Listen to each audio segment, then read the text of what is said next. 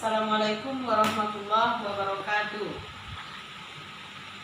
Selamat pagi Bu-Ibu.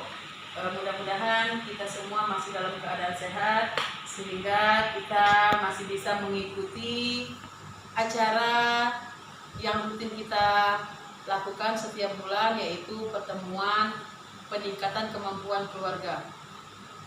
Hari ini kita akan melanjutkan pembahasan kita tentang modul tentang kesehatan dan gizi. Kesehatan dan gizi itu sangat penting ya ibu-ibu. Karena apa? Karena kalau kita ingin sehat, ingin kuat, ingin cerdas, itu yang utama harus diperhatikan adalah gizi. Jadi hari ini kita akan membahas tentang pentingnya kesehatan dan gizi.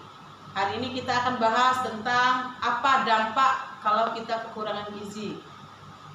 Sebelumnya ibu-ibu sudah menyampaikan sudah saya jelaskan bahwasanya kalau kita ingin anak kita tumbuh sehat, kuat, cerdas dan tinggi, itu hal yang utama yang harus kita perhatikan itu gizinya, Bu. Bagaimana kita bisa menghasilkan anak yang sehat, anak yang cerdas, anak yang tinggi kalau gizinya tidak bagus atau tidak baik. Baik ibu-ibu, kita akan menonton, ada cerita pendek, ada film, itu silakan ibu-ibu perhatikan, tonton dengan seksama. Ya, kita sudah tonton tadi Bu, ada film tentang tentang gizi ya Bu. Jadi ibu-ibu bisa simpulkan apa yang ibu dapat dari film tadi. Nggak tahu ya Bu? Ya, tadi kan kita sudah tonton, ada tumbuhan, yang satunya subur ya Bu, yang satunya kerdil. Oh iya, betul sekali Bu. Jadi kalau kita ambil kesimpulan dari film tadi, bahwasannya ada satu tumbuhan yang gizinya cukup, ada juga satu pohon yang gizinya kurang Bu. Nah, jadi di sini kita bisa lihat ya Bu, ada ini apa namanya Bu? Poster atau gambar ya Bu, bisa kita perhatikan. Ini ada tentang dampak kekurangan gizi. Nah, jadi kita tadi sudah tonton film kalau kekurangan gizi itu tumbuhannya kerdil Bu. Begitu juga dengan manusia Bu. Kalau kekurangan gizi itu otomatis tumbuh kembangnya kurang bagus Bu. Nah, jadi di sini bisa kita lihat itu keluarga Bu ya, ibu hamil yang tidak sehat melahirkan bayi dengan berat badan lahir rendah. Artinya apa Bu? Kalau selama hamil ibunya itu kekurangan gizi, itu nanti anaknya lahir bobot badannya, berat badannya itu kurang Bu. Rentan dia kecil, ringan. Itu ketika dia dalam kehamilan kurang gizinya Bu. Kemudian dia nanti setelah lahir bayi itu kalau dia kekurangan gizi mengalami gangguan pertumbuhan dan mudah sakit. Karena biasanya kalau anak yang kurang gizi itu ya Bu ya, itu lahirnya berat badannya kurang, kemudian setelah lahir dia itu mudah sakit Bu, karena daya tahan tubuhnya tidak bagus ya. Itu sangat berpengaruh sekali Bu, karena selama kehamilan ibunya tadi kurang gizi. Kemudian ada lagi nih Bu, setelah dia memasuki usia anak-anak, itu gangguan pertumbuhan. Biasanya anak yang kurang gizi itu tinggi badannya itu tidak sesuai dengan umurnya Bu. Misalkan umur 7 tahun atau 8 tahun, tapi kayak umur 3 tahun, itu namanya stunting Bu. Stunting itu tinggi badan tidak sesuai dengan umur. Itu apa? Karena apa Bu? Ya betul sekali, karena kekurangan gizi pada waktu ibunya hamil. Kemudian ketika remaja, yang gara-gara ibunya tadi kurang gizi, itu berakibat pada anak waktu remaja. Apa itu Bu? Dia kesulitan dalam belajar. Biasanya kalau ibunya lagi hamil kurang gizi, itu berpengaruh pada anaknya ketika remaja. Ketika remaja dia sulit Bu menerima pelajaran, sulit menerima pelajaran. Kemudian di sekolah dia juga karena kesulitan belajar, prestasinya ikutan rendah. Setelah remaja dia memasuki dewasa, Bu.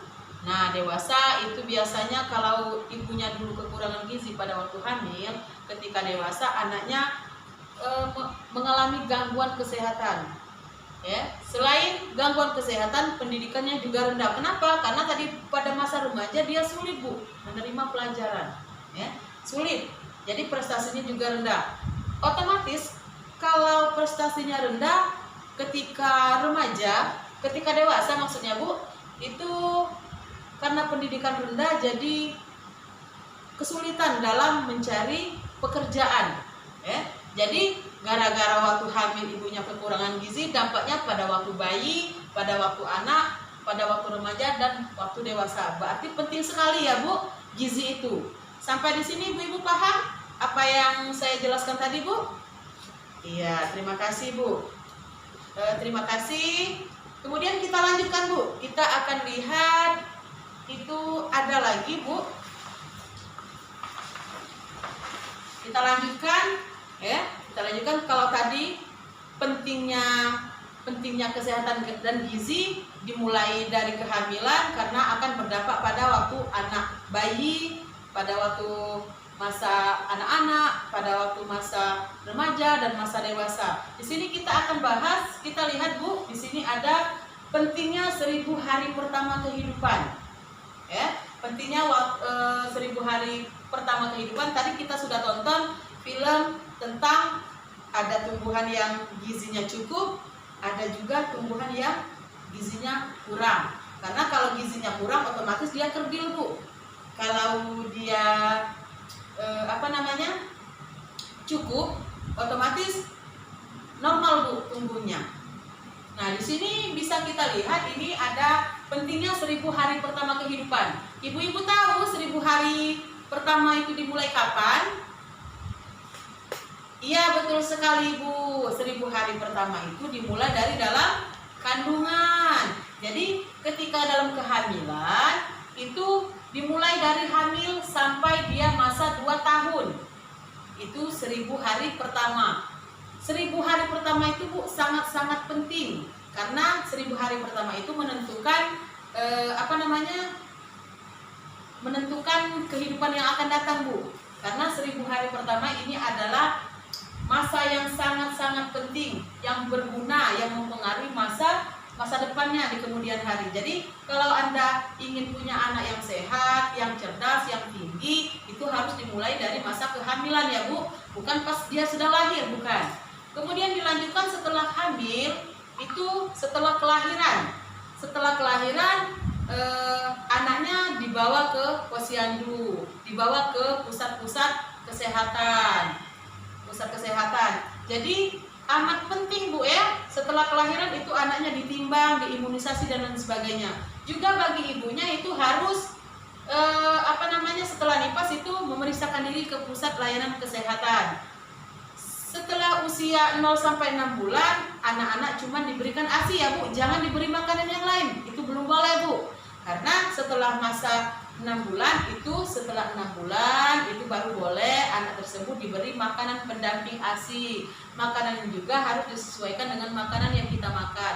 Jadi nanti setelah usia 6 bulan sampai 12 bulan itu masa bayi, Bu, yang namanya ASI eksklusif itu cuma 6 bulan, Bu. Setelah 6 bulan jadi boleh kita beri makanan namanya makanan pendamping ASI, ya.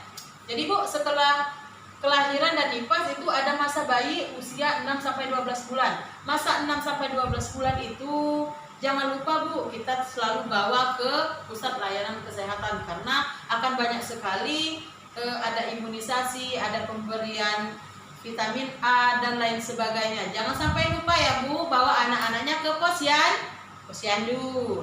Kemudian akan sampai usia 12 sampai 24 bulan itu masa anak-anak. Karena di sini masih sangat berpengaruh. Usia 12 sampai 24 bulan itu masa yang namanya 1000 hari pertama. Jadi dari anak 0 sampai 24 bulan itu gizinya kita harapkan sangat-sangat diperlukan ya Bu. Kenapa? Karena akan mempengaruhi tumbuh kembang anak. Di sini bisa kita lihat anak yang normal itu anak yang gizinya cukup tadi Bu. Kemudian ada anak wasting, kurus Bu. Kemudian ada lagi anak yang stunting. Kemudian ada anak gizi yang kurang, berat tidak sesuai umur. Jadi di sini kalau gizinya kurang otomatis bisa jadi stunting, bisa jadi wasting, dan bisa juga anak tersebut kekurangan gizi. Sampai di sini Ibu paham? Ya, terima kasih atas pertemuannya hari ini. Jangan lupa Bu di rumah baca-baca lagi buku pintarnya. Bulan depan kita masih harus berkumpul di sini dan jangan lupa bawa buku pintar. Mungkin itu saja Bu. Sebelum kita akhiri, terima kasih kepada tuan rumah yang sudah menyediakan fasilitas hari ini dan bulan depan kita jumpa lagi. Kita tutup dulu acara kita hari ini dengan sama-sama membaca lafaz hamdalah. Assalamualaikum warahmatullahi wabarakatuh.